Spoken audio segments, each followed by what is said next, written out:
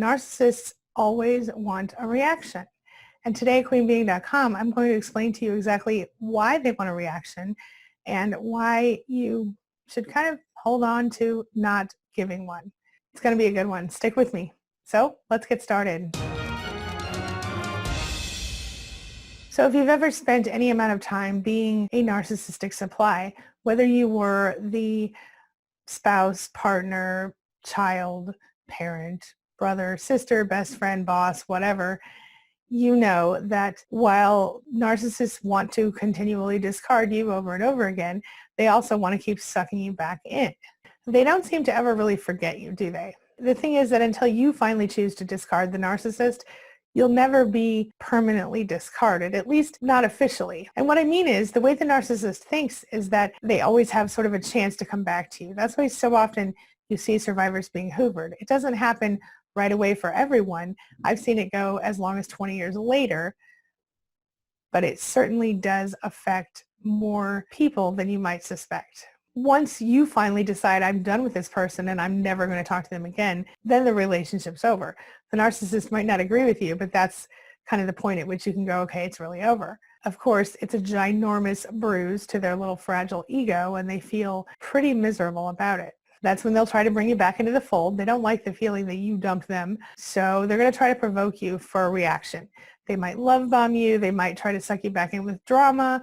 They use the Hoover maneuver either way because at this point, all they want is a reaction. And they don't care whether the reaction is positive or negative. They just want the reaction. So once you give that to them, then they feel seen and heard. Do you understand? So for example, I once worked with a girl who was a really, really negative person. When I first met her, I thought, oh, great, here's another single mom. We can kind of bond over being single moms.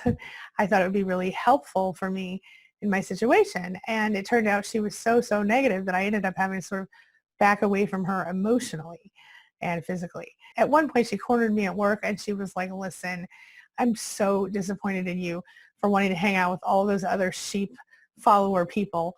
She criticized me in some very serious ways. And then she went on to tell me she didn't want my friendship anyway.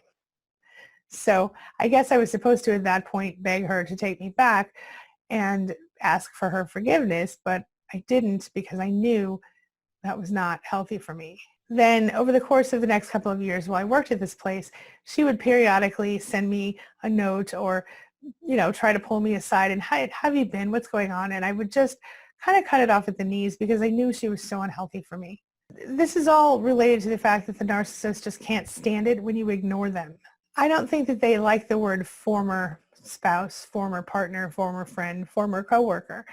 I think they still see you as a possible lover, possible friend, possible whatever, or potential, or part of my circle of supply. They don't say it that way, but that's kind of what it looks like. You've heard of a narcissistic harem, right? So the term narcissistic harem officially means a group or a collection of friends, admirers, or family members, aka sources of narcissistic supply, that a narcissist gathers up to keep them sort of topped up on their daily supply of love and admiration.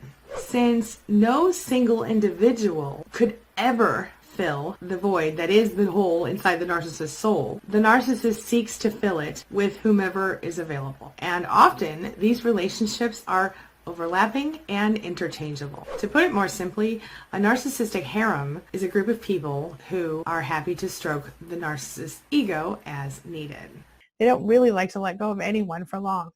And that's why they'll have very often, 2 or 3 exes in their little harem, and they'll have their mother, and they'll have, the mailman and the lady that does their toenails, a wide variety of people. And it's not all about intimacy physically. It's about emotional supply. It's about them holding the narcissist up on a pedestal and agreeing with them at different times on different things. They'll know, okay, well, if I call Sally and I complain about this person at work, she'll totally listen. But if I call, Joe and I tell him about all the terrible things that Sally's doing, he'll listen to that. You see what I'm saying? They'll have their sort of catalog of people that will be there to give them the reactions that they want at various times.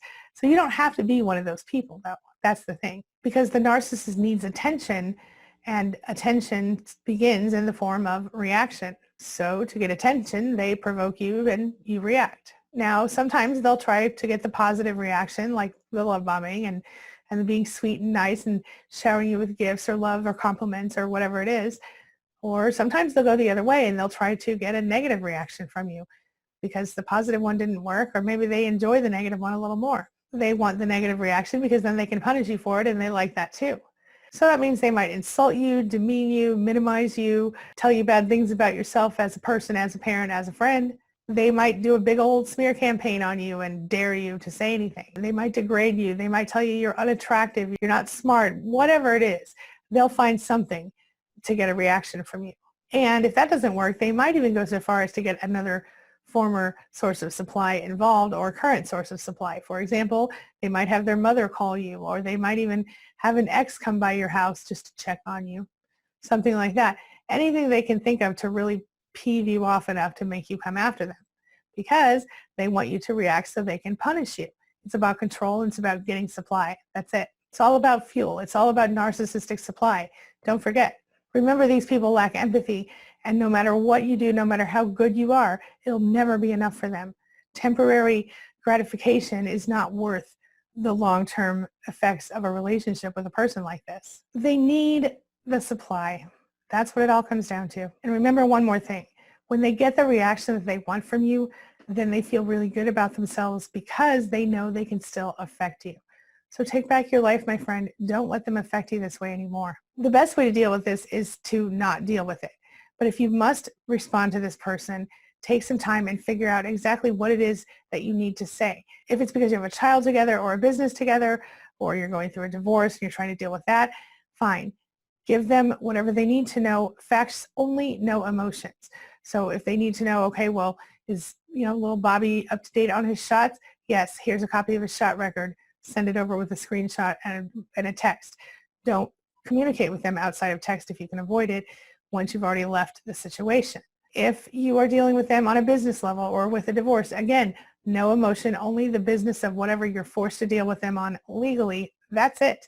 Beyond that, don't respond. If they try to, cause a bunch of upset for you, if they try, you can tell when they're pushing your buttons. If they try to do that, go ahead and cut them off. Nope, sorry.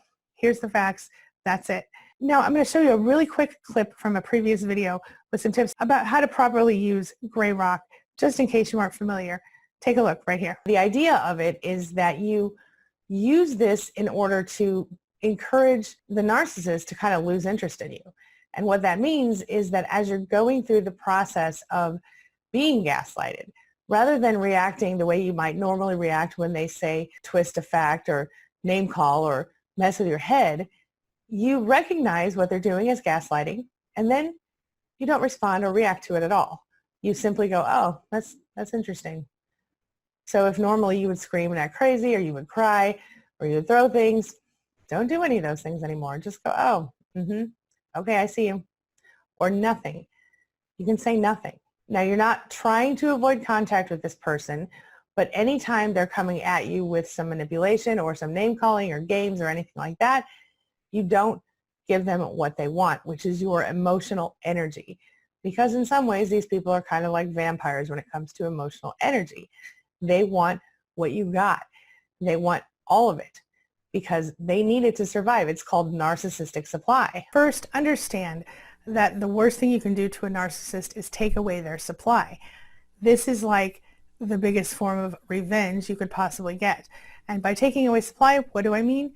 Just don't give them your energy. It's that simple. No emotion. Remember that when you do give the narcissist your energy and your time and your feelings, your emotions, you're giving them exactly what they want, and that only makes them want more. It's not like you can satisfy them. Once you've given them what they want, they just want more. They are energized by this type of behavior. They aren't able to self-realize enough to actually deal with their own emotions, but somehow they get fuel out of your emotions. They can't really generate their own emotions. They sort of need your emotions in order to feel anything. Does that make sense? Remember that fighting with a narcissist only energizes them more. So step back, take away the supply, and focus on healing yourself and moving forward to create the life that you actually want and deserve. When you pull yourself away from that person emotionally and physically, you give yourself space to heal. You're taking back your power. Stop worrying so much about what other people think about you here. This is not your problem.